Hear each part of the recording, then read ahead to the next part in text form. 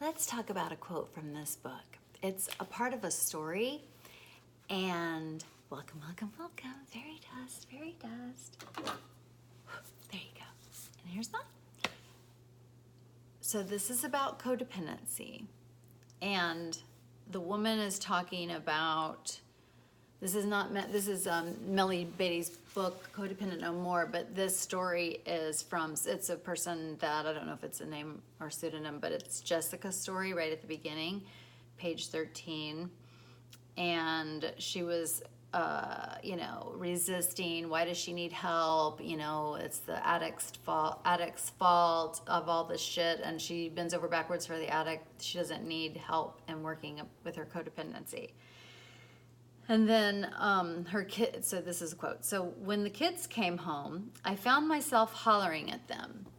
That didn't surprise them or me. My husband was easygoing, the good guy. I was the bitch. I tried to be pleasant, but it was hard. Anger was always just beneath the surface. All right. This is one of the reasons why you want to heal your codependency. Is because people are attracted to enablers and codependents, so they will be the bitch. A lot of times the addict is, riding the waves and having fun in their addiction and, not taking responsibility, and addiction shows up. One of the ways it shows up is in shitty relationships. And so, the addict gets to be the good guy. And one of the kids and all that. And then you have the enabler, and, she's the bitch. She's the bad guy. She's the disciplinarian. She's the one that, runs the show. And one of the reasons that addicts want to get with codependents and enablers is that so we will be the bad guy. Because if they didn't have a bad guy, we attract each other at our level of mental health. Every good guy attracts a bad guy. Because if they didn't have a bad guy, they would actually have to show up and be the bad guy sometimes. And they're not about that life. No. So the reason they find us and engage with us and have relationship with us is so we'll be the bad guy in their life. And that they can, that they have someone to resist and they have someone to complain about. They have a bad guy now, and thank God they have a bad guy. And, that extends not just to them. You're not the bad guy for the addict, but you're the bad guy for the kids. You know what's right. But what you need to understand, this is part of why you're in the picture in the first place. We should do it in our vows. Maybe we, for fun, should make up fucking addict and codependent wedding vows. Because what we're actually doing is, do you take this good guy as your lawfully wedded husband? Yes, I do. Do you take this bad guy?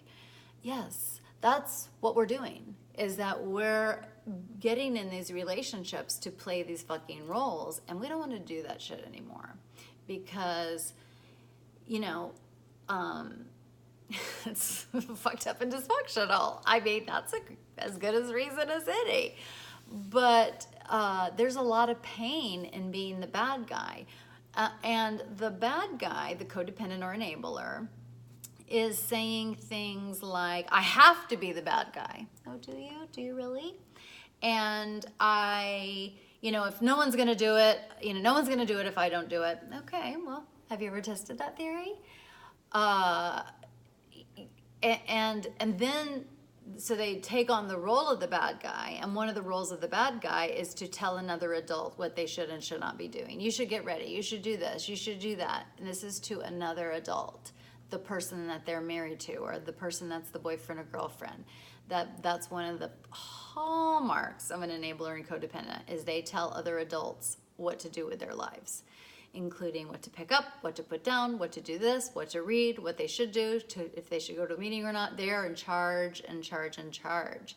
And then they get to be called the bad guy.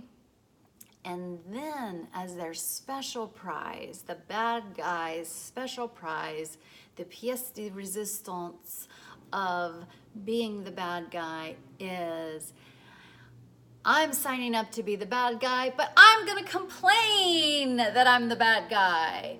I'm gonna do all this shit and be the bad guy because you have asked me to do that, all unconsciously, all without words. And now I'm gonna I fully step into that role of the bad guy. I take full advantage of that invitation and I do it. And then I get to complain about it. And then the cycle continues. And so you don't have to be the bad guy anymore. You are being let out of the hook from me, letting you know that you have my full permission, and inside of you is your own permission, or else you would not be watching this. You would have turned it off long ago, and P.S. you would have never joined my website. You don't have to be the bad guy anymore. And if you're not going to be the bad guy anymore, you are going to have some big space in your life, and that's going to be fucking uncomfortable. But so think about all the space, all the drama, all the shiny objectness of being the bad guy. It has a lot of this, who's doing what wrong, So if you stop doing that and then just start doing this and say, what's up with me? Am I actually good with this role? I don't remember taking this role. Good insight. So all the space from you being the bad guy being taken out, and all the complaining about being the bad guy taken out. That's a whole lot of shit. That's a whole lot of room. That's a vacuum. And you got to fill it. You got to fill it with tools. You got to fill it with self-respect. You've got to fill it with all sorts of things. So it's going to be a lot. So maybe you can be a bad guy for a quarter of the time, and then you try it for being only half of the time, or just be the bad guy to your kids, or, so you don't have to do it all at once, because there is a large, large hole. Some people call it the God-shaped hole. It's the void.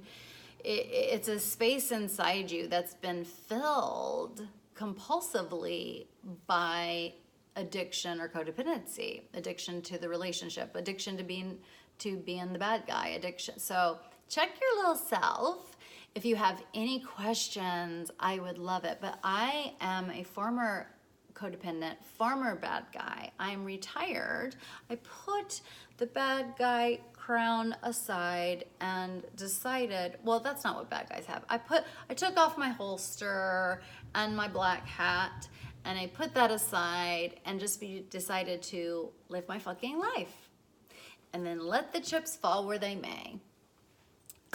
I am so excited to be on this journey with you. Like, it's so fucking amazing. I hope that's helpful. Please ask me all the questions. I hope I didn't push your button too hard. I say everything I say with so much love, and everything that I say is said in a way that was the way that made me get better. Because it wasn't good enough for me to be like, hey, you should not be codependent. It's not good for you.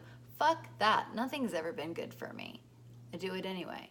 But when I found out that I was playing a role of being a bad guy, and then also being punished for that role, and also falling into the martyr thing myself of, I'm the bad guy. Why am I always the bad guy? Like, just doing it and then complaining about it.